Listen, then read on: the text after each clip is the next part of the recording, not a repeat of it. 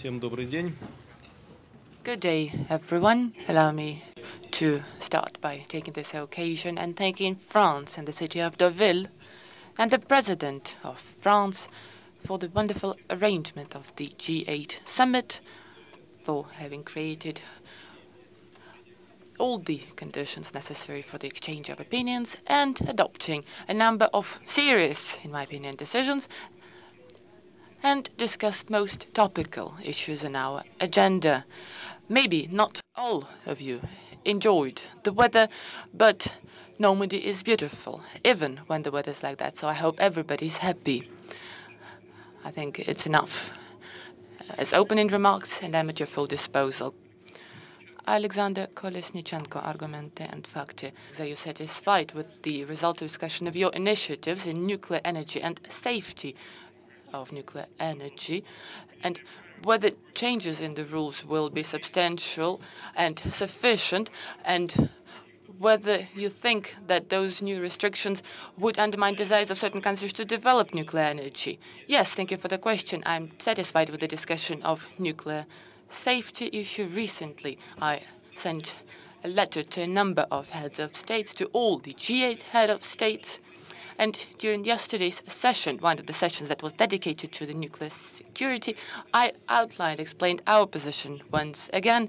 It provides for a better system of rapid notification of nuclear incidents and higher responsibility of all countries that are developing nuclear energy, our cooperation in the sector, and possibility of more substantial, more serious stress tests, and requirements to the countries that become new users of nuclear energy. And I hope that shortly in June, this issue will be once again reviewed at the relevant summit dedicated specifically to the matter. Now, as to whether this would reduce interest towards nuclear energy, as you know, all my colleagues said that, of course, it is a very difficult trial, dramatic situation, very dire scenario that happened in Japan, but nobody could name an alternative that today would be capable of taking the place of nuclear energy. Hydrocarbons, well, they already used extensively to produce energy, but nobody's happy because oil and gas are expensive. Green technologies, yes, they're all very good, but so far they can only account for a small share of demand of some states, although, of course, we want to use them to the maximum. So we're not seeing any tangible alternative. And even in those countries that have strong concerns about nuclear energy understand generally that we need to be very reasonable. We need to choose very cautiously sites for nuclear power plants and create better protection mechanisms for those nuclear power plants from incidents and, of course, all sorts of natural disasters, be that tsunami, earthquake, or whatever. And in that sense, everything will be just fine. We also discussed this topic at length with the Japanese Prime Minister, Mr. Kan, and bearing in mind that our countries use nuclear energy, and in light of the dramatic events in Japan, our neighbors, we decided to establish full-fledged cooperation. Question to Reuters. Dmitry Anatolyevich,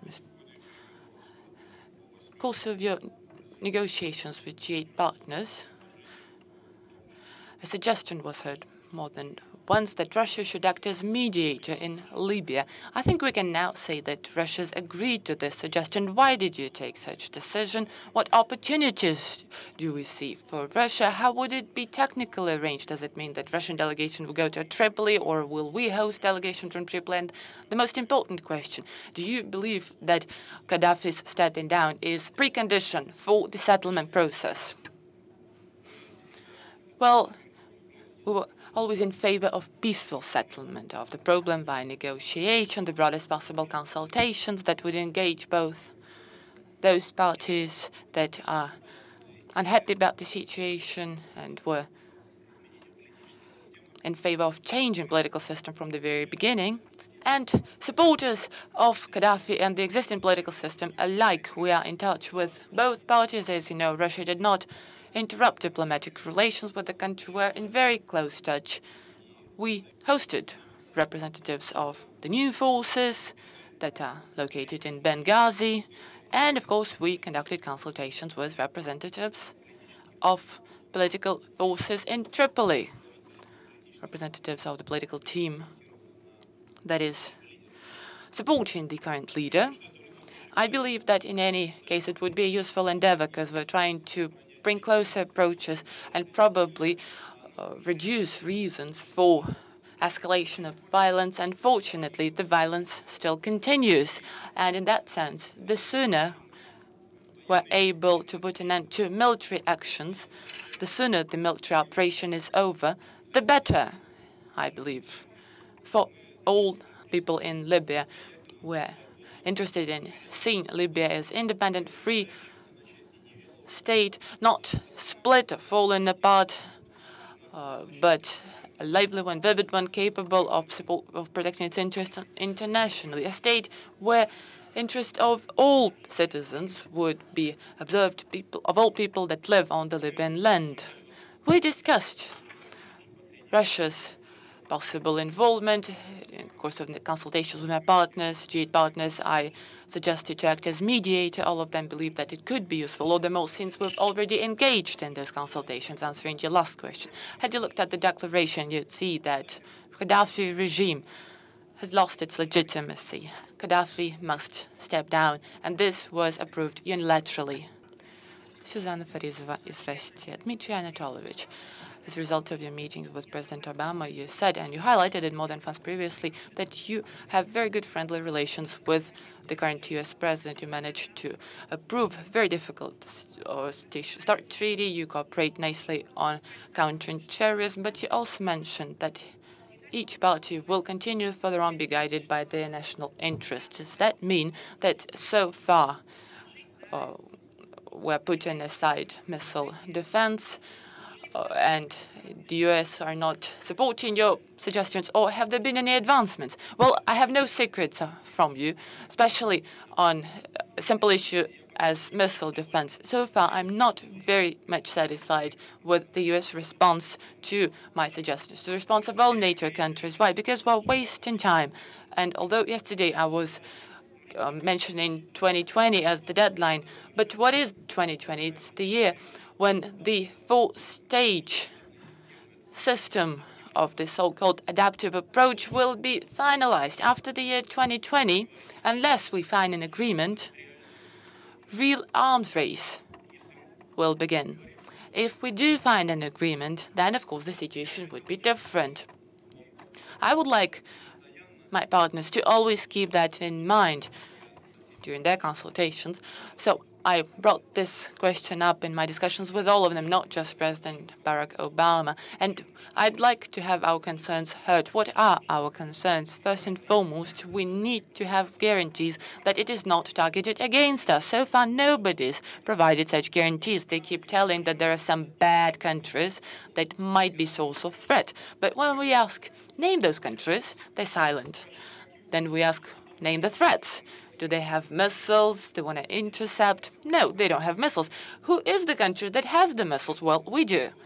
Then the conclusion is very simple, and it is targeted against us. I mentioned that recently already, and unfortunately, in that sense, we have not advanced. But of course, we've agreed to continue large-scale consultations, aiming to try and find the basis for an agreement. I understand the difficulties President Obama has because he needs to support his approaches and ideas in the Senate, and the situation is difficult for him in the Senate.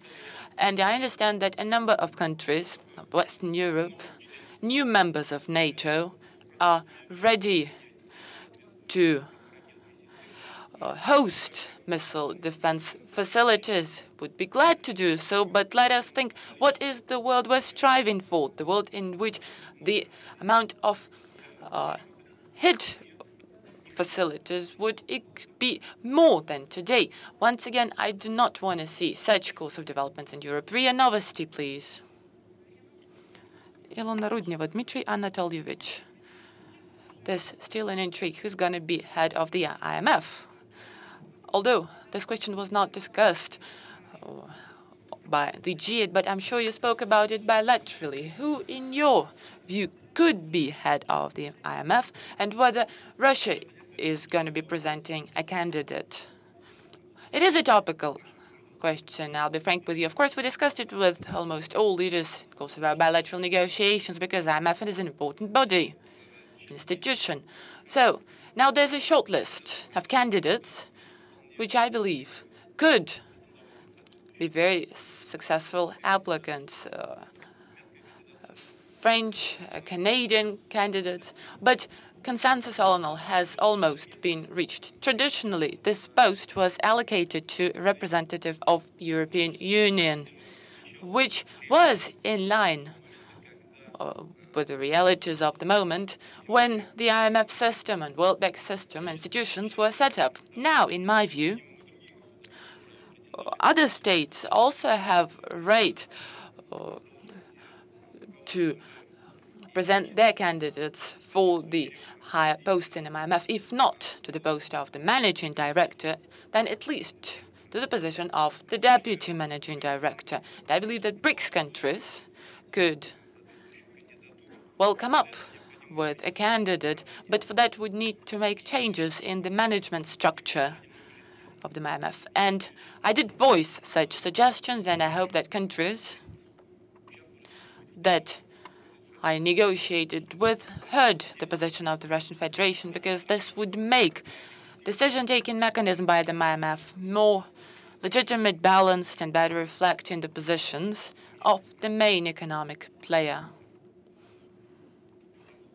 Alexei Glovko's Zvezda TV channel yesterday, after a meeting with Nicolas Sarkozy, you said that in 2 weeks a contract will be signed for French helicopter carrier Mistral. Does that mean that Russia will get access to the Western military technologies? And do you think it could impede the development of our domestic technology of construction of military ships? Well, we agreed with President Sarkozy yesterday that we'll be purchasing 2 helicopter carriers, Mistral, and will be building 2 more domestically, cooperating with the French dockyards. What it means is that Russia will get modern and very needed vessels. It does not mean that the ships we produce are bad, but we need to develop technologies, military included. And in our country, we do not have a single helicopter carrier, and we'd like to obtain some. So we carried out a tender, we looked at all the producers, and we decided to go for the French technologies. They're modern, they're interested, we're ready to use them. And yesterday, Nicolas Sarkozy mentioned rightly that this is the reflection of the new approaches in the cooperation between Russia and the NATO states. And I'm glad, because basically it opens up a new page. But of course, we need to improve our dockyards and shipbuilding technologies. And I believe that such procurement should help rather than impede, because we cannot create a sterile environment for our own shipbuilders. They need to understand how are such projects implemented nowadays abroad, all the more since half of the contract will be performed on the Russian dockyards, which is good. Sabokova from RBKT. Dmitry Anatolievich, I would like to ask the following question. You've been giving much attention to this issue. The placement of Yandex has been the most successful in the recent times, and there's growing interest to internet companies. What do you think? How will this affect the placement of on the market of the shares? How will this affect the interest of investors to say such a high technology facility? I would like to congratulate the Yandex on placement of its shares on the market, and it's one of the few interesting, successful examples when it was became possible to exceed the parameters that were initially planned for the IPO. It's a good sign for Yandex and generally for the economy. But as regards the investment climate, my assessment hasn't changed, and I will dwell on this on another occasion. I mean the St. Petersburg conference, the event which is called the Petersburg Investment Forum, and the fact that high technology companies like Yandex has placed successfully its shares on the market is a good sign. And we believe that such breakthroughs are becoming possible, and we can expect good results from such activities. I think it's very useful for the company and for the country. Miguel Sardo from Euronews Channel. Mr. President, we know that Syria was one of the issues, the situation in Syria that you have been discussing during these days. And I want to know what is the position of Russia concerning this issue, and if it is true that Russia was the only country among the G8 that was opposed to new sanctions against the regime of Bashar al-Assad. Yes, indeed. The theme of Syria has been discussed by us, although it was not a primary issue. Russia has its own relationships with Syria. A couple of days ago, I had a telephone discussion with the president of Syria. As regards the sanctions, currently, the sanctions against Syria are in place, and we should bear this in mind. They were introduced by the United States and the European Union. The number of sanctions does not really reflect on the result.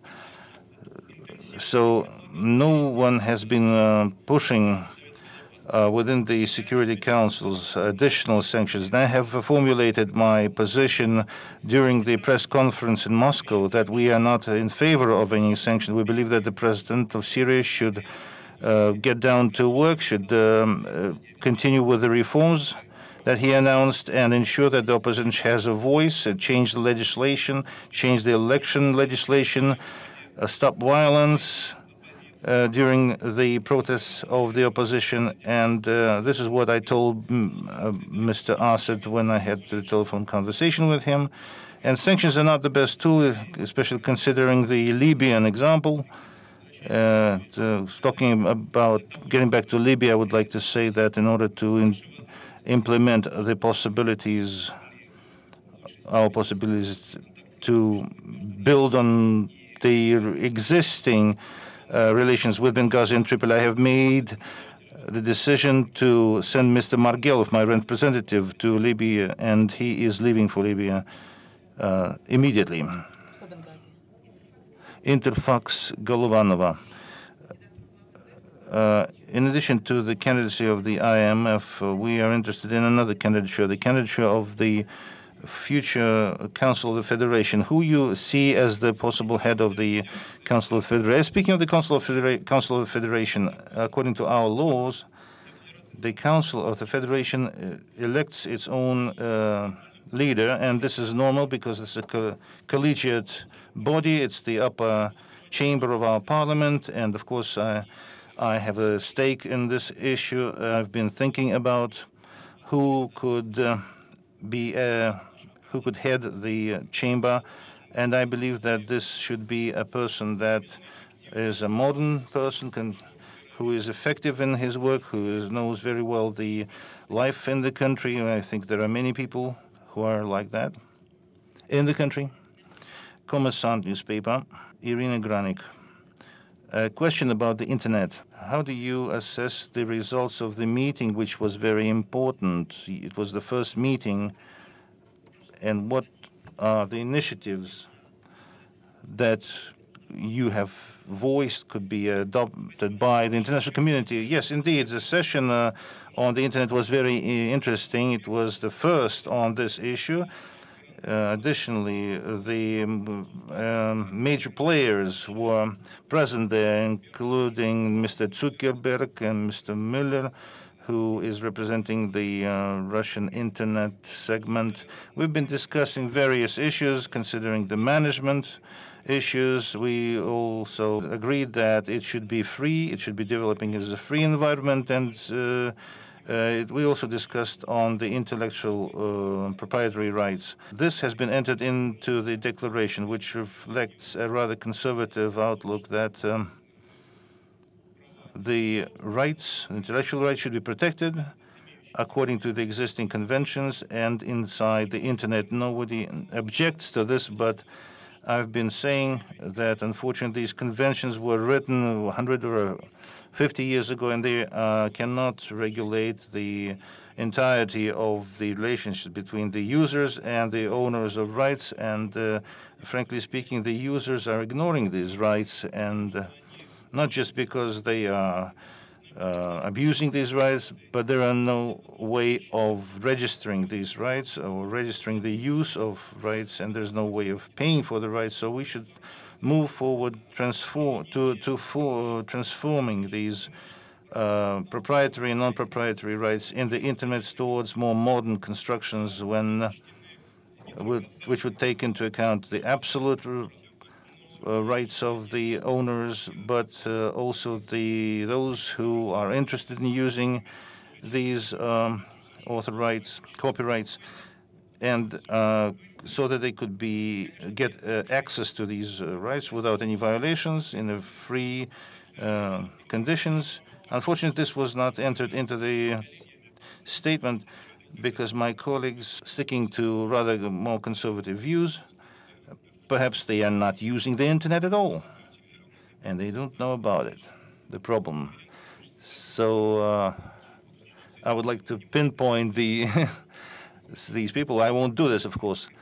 Will Russia be for a recognition, a unilateral recognition of the Palestinian state in September if there is no progress in the negotiations in the Middle East? The fact is that we have recognized the Palestinian state a long time ago. We recognized it a long time ago. We have the embassy of the state of Palestine in Moscow, and this issue is not on our agenda, basically. We agree that new modern approaches are necessary for the resolution of this issue. I told my colleague Obama that it is right, his position was absolutely right, that both sides, Israel and Palestine, are responsible for the current state of affairs, and the state should be within these 1967 boundaries. Of course, we should take into account the realities that took place after that time, but at the same time, as for the recognition has taken place already, as far as we are concerned. The NTV, please. Vadim Glusker, NTV. After the meeting with Obama, the statement was made by the administration that are ready to pay $5 million, not for the head, but rather for the information about the location of Doku Omarov. Whether this was a Russian request or was this an initiative of the United States? What kind of money is at stake? What kind of the ransom has been mentioned? Who has received the money? Well, the situation is very simple. After a certain period when we did not have understandings, and this took place 10 or 12 years ago, and this concerned the period when we had problems in the Caucasus involving terrorism. Today we have common understanding on this issue that international terrorism has no boundaries, and those terrorist groups that are active in the Caucasus represent the international terrorist movement, so to say. So the elimination of bin Laden has been possible to reach certain agreements on these issues, and the United States is ready to join in this work. The United States have their own capacities and skills in this field, and this will work for the better, for the elimination of Mr. Umarov, and this is a result that we can welcome. Last two questions, dear colleagues. Alexei Lushnikov, Ваше общественное телевидение TV channel. The following question. Your counterparts on the G8, were they interested, or did they ask you during the bilateral meetings about your participation in the 2012 presidential elections? Yes, indeed, they asked me, and I told them the truth, That's what I am planning to do and what my colleagues are going to do. So I can give you a couple of addresses that you can call them directly. NHK company. Смотря на ваши потенциалы развития между Россией и Японией, к сожалению, сейчас переговор находится в тупике.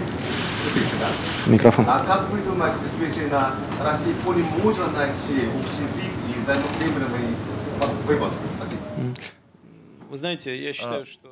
There are situations in life that actually bring people together. The tragedy is indeed awful in Japan. I told my colleague Kane that we are ready to provide assistance, technical assistance, nuclear solutions and hydrocarbons, and we can develop cooperation, including humanitarian field. The most difficult questions can be resolved if we try.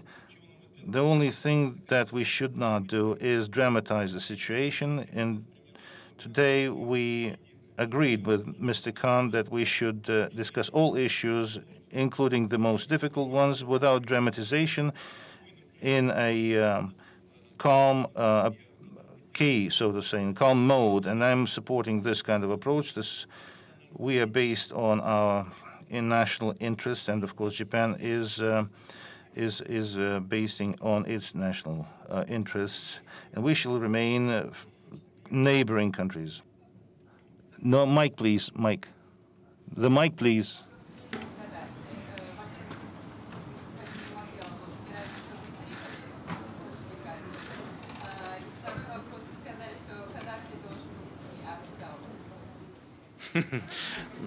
Да, пусть уходит куда хочет, на самом деле.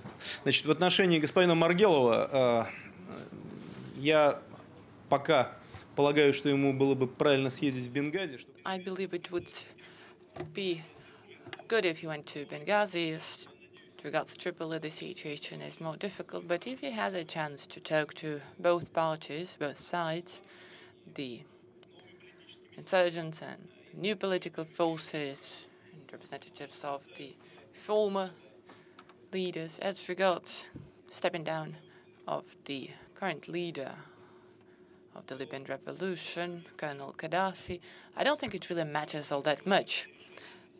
If he takes the important decision, and it would serve his country right and the Libyan people right,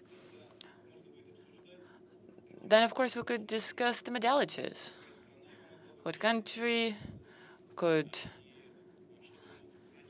give him refuge, on what terms, what he would be allowed to keep, and what he'd have to give up. Anyways, international community no longer see them as the leader of Libya, and it's not just the position of the G8, but of all the African states whose leaders were present at today's session. No, we will not. But some countries will. All the best to you. Goodbye. Пока.